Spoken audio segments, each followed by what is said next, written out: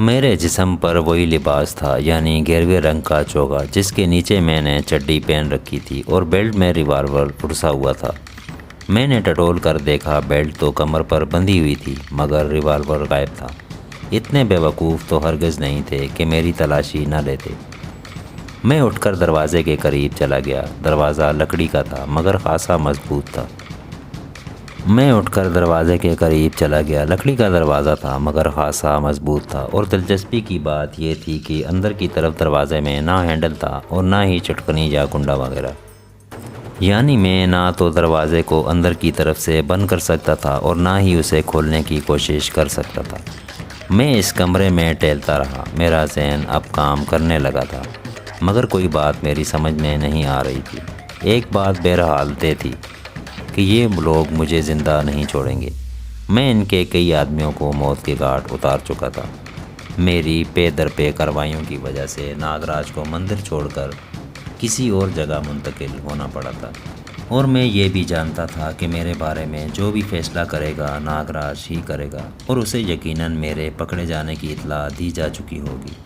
میں دیر تک کمرے میں ٹہلتا رہا اور پھر دیوار سے ٹیک لگا کر بیٹھ گیا۔ اب میں چھمیاں اور پنڈت بیرو سنگھ کے بارے میں سوچنے لگا۔ جب سے میں نے سادھو کا ڈھونگ رچایا تھا، دن بھر شہر میں گھومنے کے بعد رات 10 بجے کے قریب اپنے ٹھکانے پر پہنچ جایا کرتا تھا۔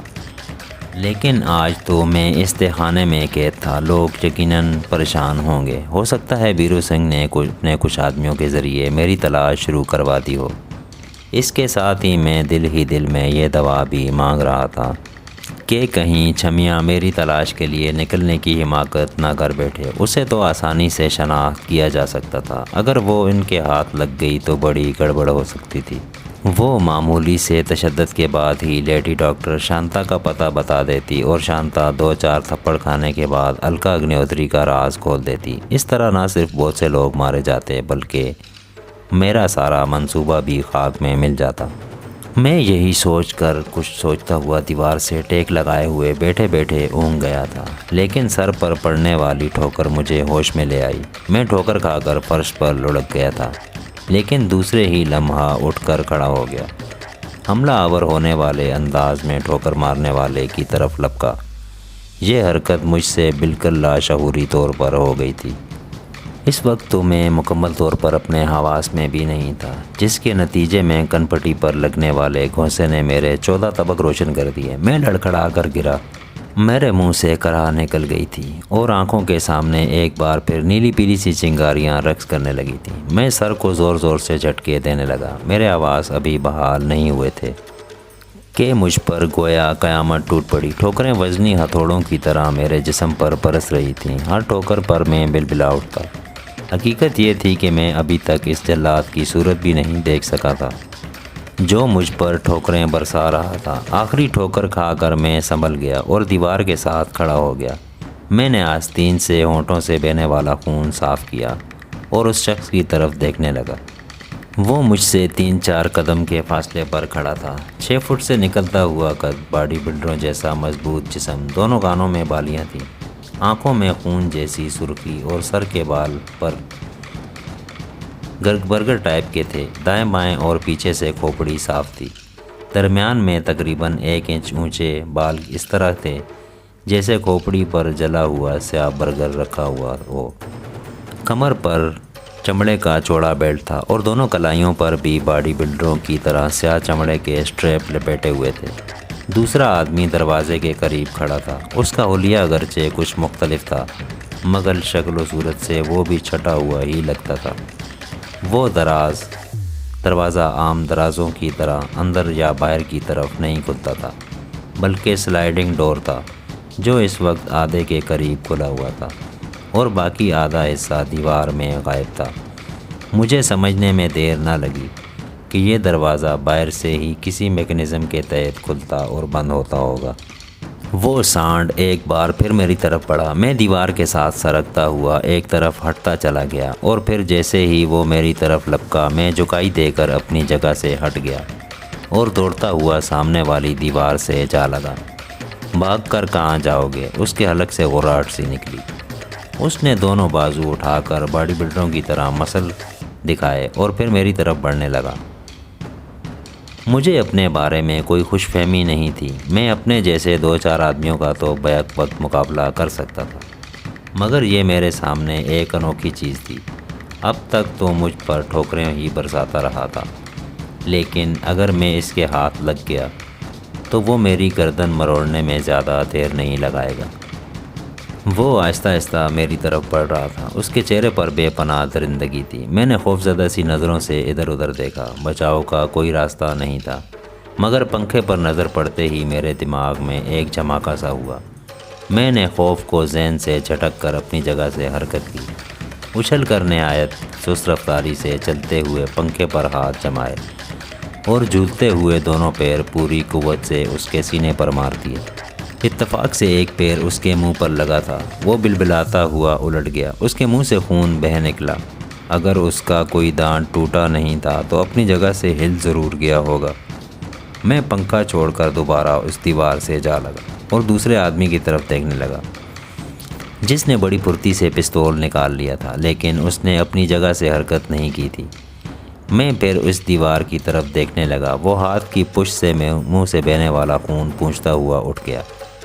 اس کا چہرہ پہلے سے زیادہ خوفناک ہو گیا تھا۔ میں نے بڑی پھرتی سے اپنے چوغے کے نیچے کمر پر بندھا ہوا بیلٹ کھول لیا۔ اس کا بکل بڑا ٹھوس اور خطرناک تھا۔ میں نے دوسری طرف سے بیلٹ کو بل دے کر ہاتھ میں پکڑ لیا۔ حرامی آ گیا، میں نے اشتعال دلانے والے لہجے میں کہا۔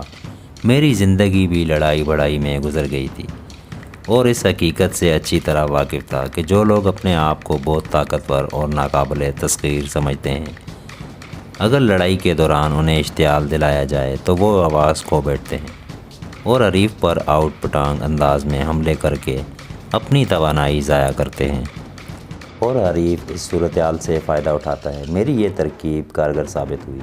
وہ بپھرے ہوئے سانڈ کی طرح میری طرف لپکا، اس کے ساتھ ہی میرا ہاتھ بھی حرکت میں آ گیا۔ بیلٹ کا اسٹیل کا بکل اس کے کندھے پر لگا۔ کتنا ہی طاقتور سہی، وہ تھا تو گوشت پوش کا انسان۔ کندھے پر لگنے والی چوٹ نے اسے ایک بار پھر بلبلانے پر مجبور کر دیا۔ میرے اس وار نے اس کی انا پر بری طرح مجروح کی تھی۔ اس کا گھمنڈ ٹوٹ گیا تھا، وہ واقعی اپنے ہوش و حواس کھو بیٹھا۔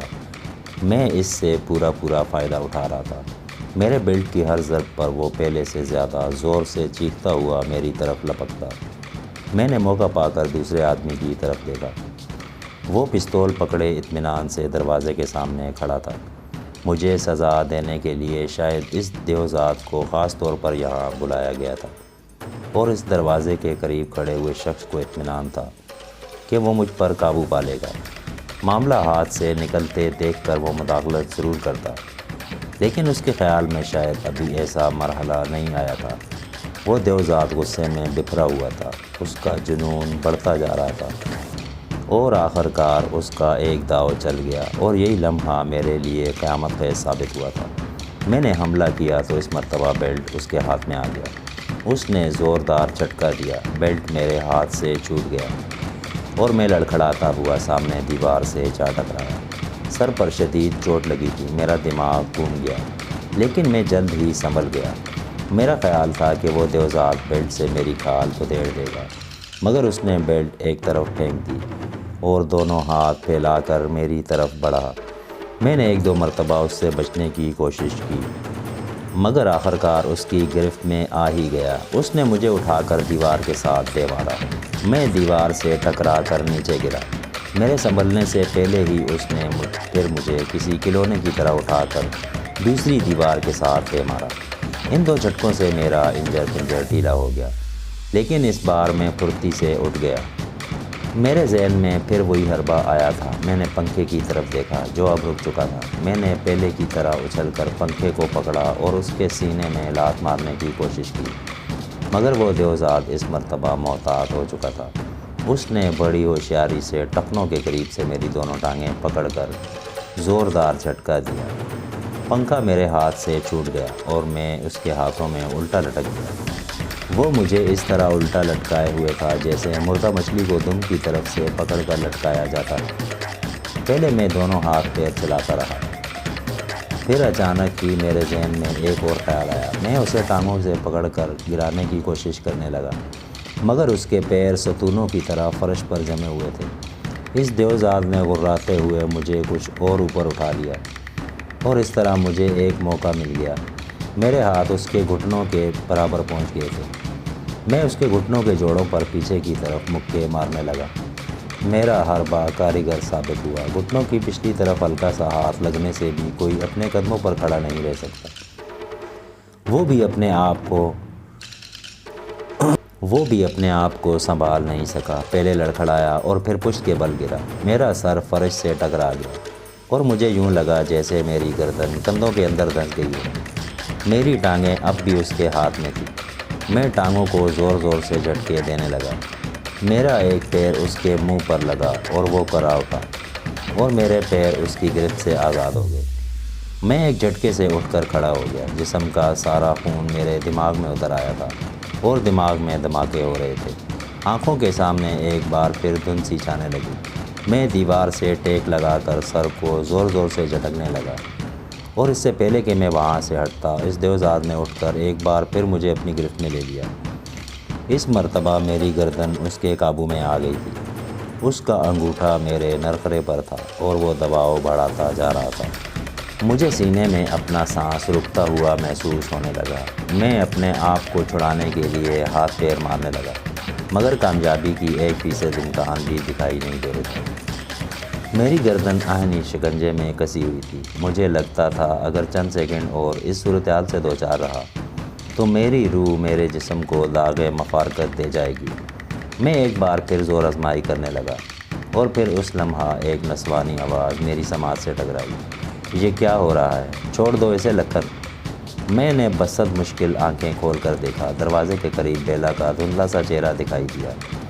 میں اس دیوزاد کے نام سے بھی متعارف ہو گیا۔ بیلا نے اس کو لکھن کہہ کر مخاطب کیا تھا، مگر لکھن مجھے چھوڑنے کی بجائے گردن کو زور زور سے جھٹکے دینے لگا۔ میرے حلق سے پھنسی پھنسی سی خرخراہٹ کی آوازیں نکلنے لگیں۔ لکھن، بیلا چیخی، میں کہتی ہوں چھوڑ دو اسے۔ اگر یہ مر گیا تو ناگراج ہم میں سے کسی کو زندہ نہیں چھوڑے گا۔ میں اسے زندہ نہیں چھوڑوں گا۔ لکھن غرایا۔ اس نے میری انسلٹ کی ہے۔ عجیب منطق تھی۔ وہ دوسروں کی جان سے کھیلتا رہے تو کوئی بات نہیں، کوئی اپنے آپ کو بچانے کے لیے مزاحمت کرے تو اس کی انسلٹ تھی۔ گویا وہ چاہتا تھا کہ اس کے ہاتھ میں آنے والا خاموشی سے مر جائے۔ میں کہتی ہوں چھوڑ دو اسے ورنہ میں گولی چلا دوں گی، بیلا چیخی۔ میں نے ایک بار پھر آنکھیں کھول کر دیکھا۔ بیلا نے اس آدمی سے پستول لے لیا تھا جو پہلے سے وہاں موجود تھا۔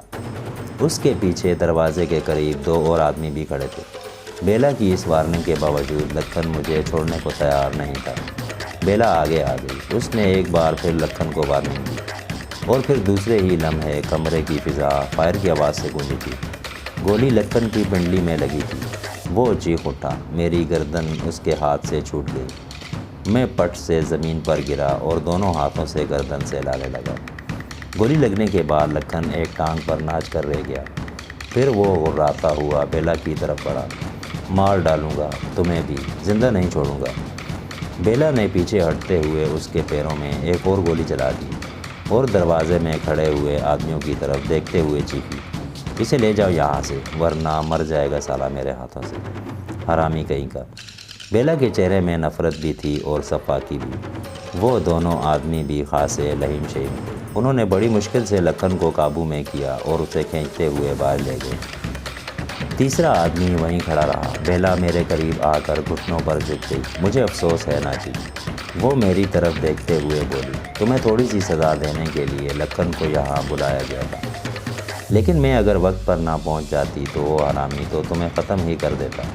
لگتا ہے تم نے اس کی اچھی خاصی مرمت کر ڈالی تھی اور اس لیے اس پر جنون طاری ہو گیا تھا۔ آج تک کوئی اس پر ہاتھ نہیں اٹھا سکا اور تم نے مجھے بچانے کے لیے اس کی ٹانگ میں گولی مار دی۔ میں کہتے ہوئے اٹھ کر بیٹھ گیا۔ میں ایک ہاتھ سے اب بھی گردن سہلا رہا تھا۔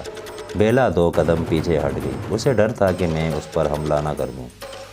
اگر وہ تمہیں نہ چھوڑتا تو میں اس کی کھوپڑی میں بھی گولی مار سکتی تھی، بیلا نے کہا۔ اس لیے نہیں کہ مجھے تم سے کسی قسم کی ہمدردی ہے، بلکہ تمہاری جان اس وقت ہمارے لیے زیادہ قیمتی ہے۔ تمہاری یہ بے خوفی اور مارداڑ کی صلاحیت تمہاری اہمیت کو بڑھا رہی ہے۔ وہ اٹھ کر مزید پیچھے ہٹ گئی۔ اور دروازے کے قریب کھڑے ہوئے آدمی کی طرف دیکھتے ہوئے بولی، مجھے تو تم پر بھی غصہ آ رہا ہے سورج۔ تم خاموشی سے تماشا دیکھتے رہے اور اسے روکنے کی کوشش نہیں کی۔ بہرحال اسے اوپر لے چلو، میں اس راکشس کو روکنے کی کوشش کرتا تو وہ مجھے بھی مار ڈالتا، سورج کہتے ہوئے آگے بڑھا اور مجھے بالوں سے پکڑ کر گھسیٹنے لگا۔ میں اٹھ کر کھڑا ہو گیا۔ لکھن سے دنگا مشتی میں میرا چوکا پھٹ گیا تھا جو نیچے لٹک کر پیروں میں الجھ رہا تھا۔ لکھن کے ہاتھوں گدھوں کی طرح پٹنے کے باوجود میرا حوصلہ پست نہیں ہوا تھا اور میں اس وقت بھی اس پوزیشن میں تھا کہ سورج کو اپنی گرفت میں لے کر اسے ڈال بنا لیتا اور یہاں سے نکلنے کی کوشش کرتا، لیکن لکھن کا حشر میں دیکھ چکا تھا۔ مجھے اپنی حراست میں رکھنے کے لیے بیلا سورج کو بھی گولی مار سکتی تھی۔ ہم تہہ خانے سے نکل کر اوپر آ گئے۔ مجھے ایک کمرے میں لے جا کر کرسی پر بٹھا دیا گیا۔ یہاں ایک آدمی پہلے سے موجود تھا، اس کے ہاتھ میں آٹومیٹک رائفل تھی اور وہ بڑی گہری نظروں سے میری طرف دیکھ رہا تھا۔ باہر کسی گاڑی کا انجن اسٹارٹ ہونے اور پھر گاڑی کے روانہ ہونے کی آواز سنائی دی۔ مجھے یہ اندازہ لگانے میں دشواری پیش نہیں آئی کہ وہ دونوں لکھن کو لے جا رہے تھے۔ سورج، بیلا نے اس کی طرف دیکھتے ہوئے کہا، بہت عرصہ بعد پہلی مرتبہ بلکہ زندگی میں بھگوان تمہارے گھر پدھارے ہیں۔ سادھو سنت دیوتا سامان ہی تو ہوتے ہیں، تمہیں اس سے اچھا موقع کہاں ملے گا۔ اپنے پاپوں کا پراشچت کر لو، سیوا کرو مہاراج کی۔